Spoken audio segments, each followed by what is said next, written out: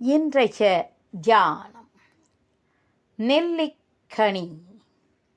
கடவுளே, உன்னை கருணாகரன் என்று அறியாதவர்களுக்கு நீ கயப்பவன் போன்று தென்படுகிறாய்.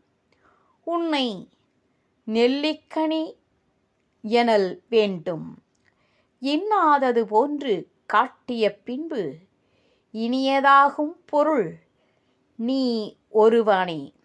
நலம் அனைத்தையும் எனக்கு நல்குபவன் நீயே. ஐம்புலன்கள் மூலம் நுகரும் இன்பம் முதலில் தித்திக்கிறது, பிறகு துன்பமாய் வடிவெடுத்து விடுகிறது.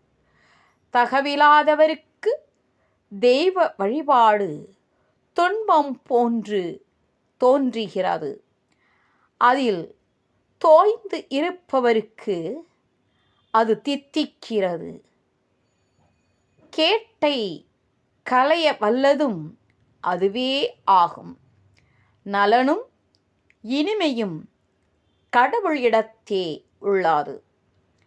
திக்கொடு கீழ் மேலும் திருவருளாம் பொற்பறிந்தோர் கைக்குள் வளர் நெல்லிக்கனியே பராபரமே.